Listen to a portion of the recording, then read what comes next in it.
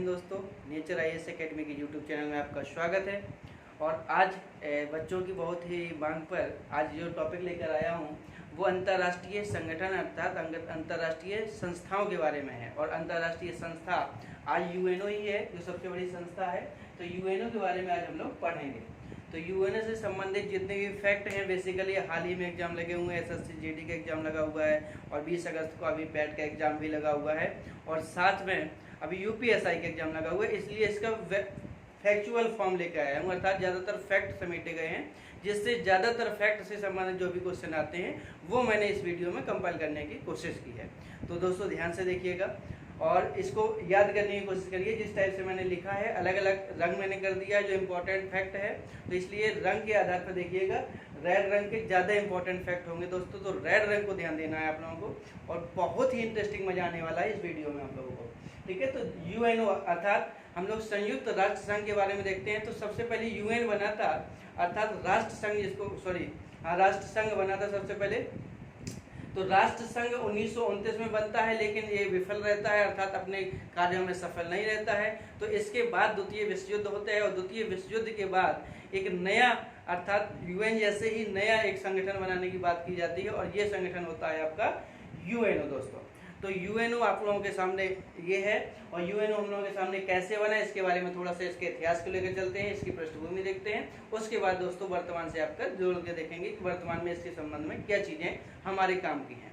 ठीक है दोस्तों, तो जैसे हम बात करें अगर तो यूएनओ का मुख्यालय जो पूछा जाता है दोस्तों, तो यूएनओ का मुख्यालय कहाँ पर है? न्यूयॉर्क में है। कहाँ पर है दोस्तों? न्यूयॉर्क में है। और ये क्वेश्चन पूछ लेता है कई बार कि कौन से द्वीप में है, तो मैनहट्टन द्वीप में है। तो यूएनओ का मुख्यालय मैनहट्टन द्वीप में है। और यूएनओ जो नाम है ये रूजवेल्ट साहब ने दिया था। रूजवेल्ट जो अमेरिका के राष्ट्रपति थे उस समय, वर्तमान उस समय के, तो अमेरिका के राष्ट्रपति रूजवेल्ट ने ये यूएनओ नाम दिया था दोस्तों। ये भी पूछ लेता है कई बार एग्जाम में।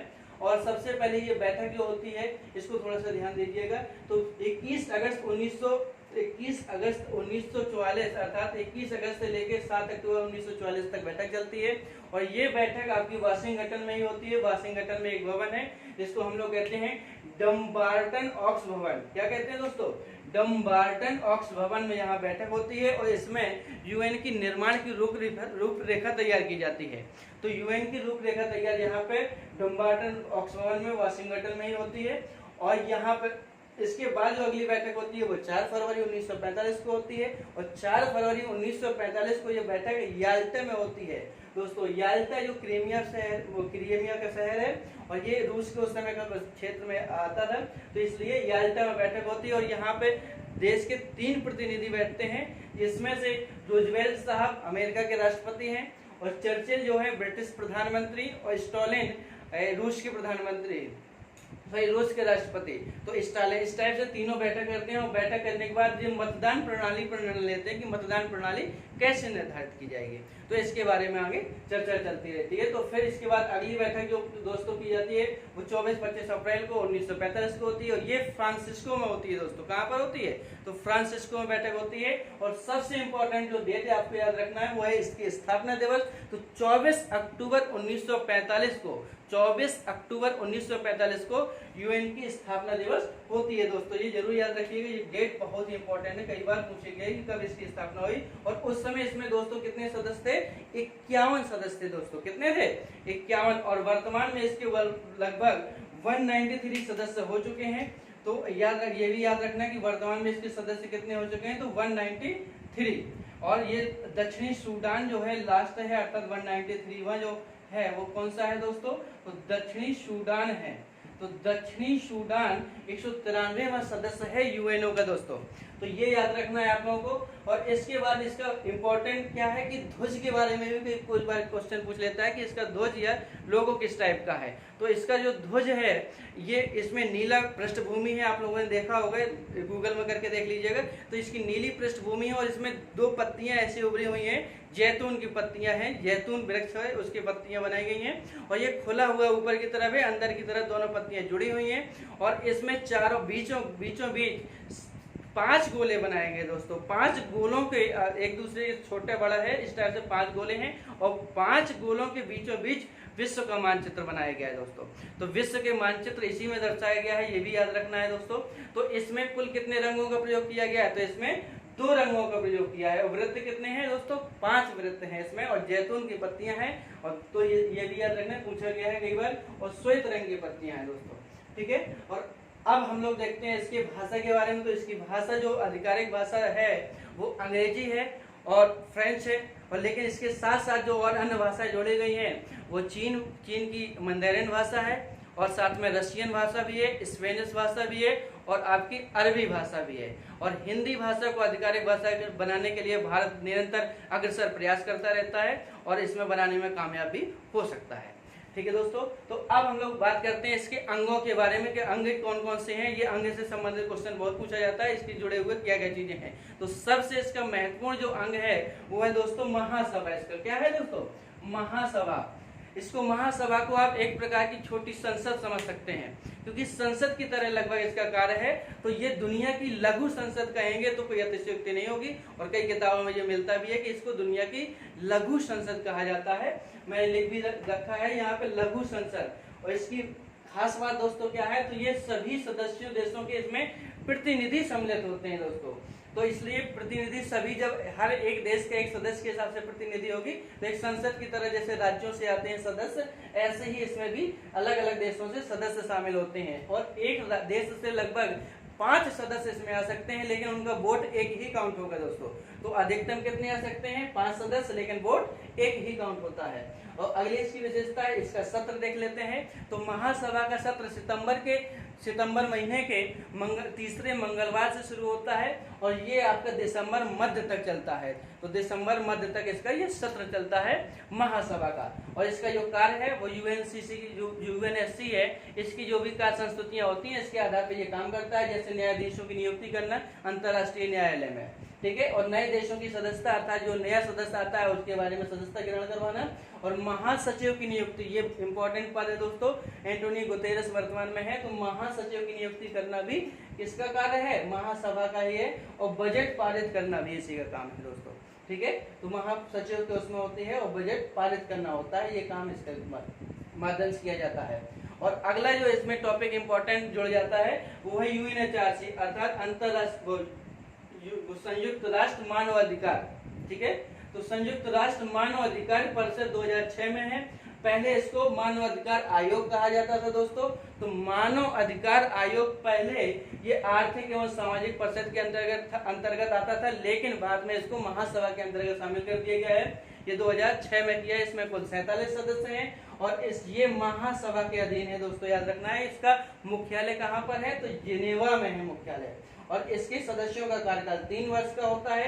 1/3 सदस्य प्रतिवर्ष इसके रिटायर कर दिए जाते हैं, उसके बाद नए सदस्य भर लिए जाते हैं। अगला जो महत्वपूर्ण अंग है वो है यूएनएससी। इसके बारे में पढ़ने से पहले 4 अंग और हैं, इसके बारे में थोड़ा थोड़ा जान लेते हैं। जैसे अंतर्राष्ट्रीय न्यायालय, तो अंतर्राष्ट्रीय न्यायालय के बारे में याद क्या रखना है दोस्तों, तो इसका जो मुख्यालय है वो the Hague, Amsterdam the Hague में है। बाकी सबका न्यूयॉर्क में है, अर्थात ये सचिवालय वगैरह सब कहाँ पर है, न्यूयॉर्क में। इसका मुख्यालय केवल अलग है, तो वो कहाँ पर, द हेग, एम्स्टर्डम में है। और इसमें न्यायाधीशों की संख्या कुल 15 होती है, और इनका कार्यकाल 9 वर्ष का होता है दोस्तों। कितना होता है, तो 9 वर्ष का कार्यकाल होता है। और अगले जो अंग है वो है न्यास परिषद, ट्रस्टीशिप काउंसिल कहा जाता है इसको।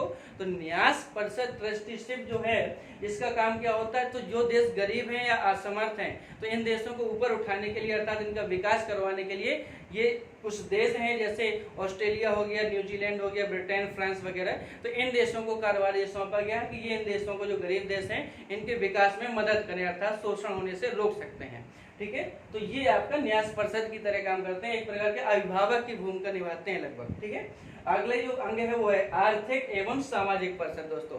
तो आर्थिक एवं सामाजिक परिषद इंपॉर्टेंट है, और ये स्थायी सदस्य, और यहाँ पे इन लोगों के सदस्यों का जो कार्यकाल होता है वो भी 3 वर्ष का होता है। तो ये इतना ही याद रखना है इसमें। और अगला इंपॉर्टेंट जो अंग है वो है सचिवालय।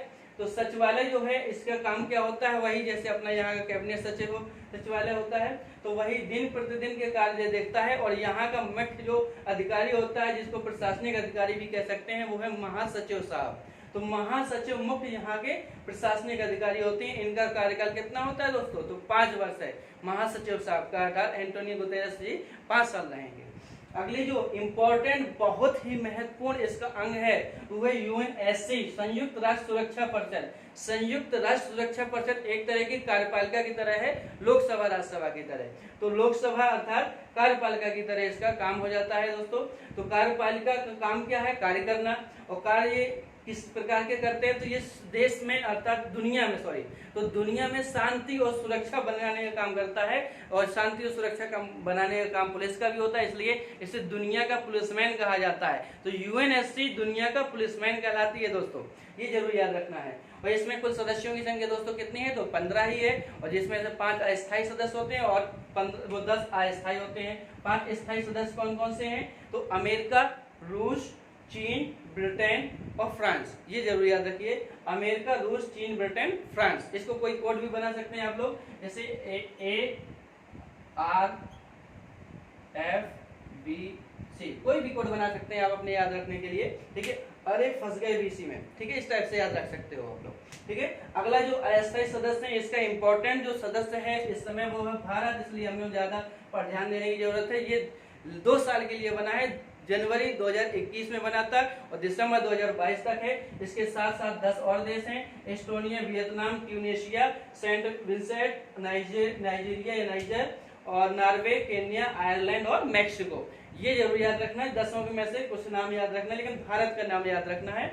और आप वर्तमान में अगर बात करें हाल ही में, तो चर्चा में कब ऐसा ही बना हुआ है, तो भारत यूएनएससी की अध्यक्षता कर रहा है दोस्तों। भारत संयुक्त राष्ट्र सुरक्षा परिषद की अध्यक्षता कर रहा है। तो भारत को यह अध्यक्षता कैसे मिली?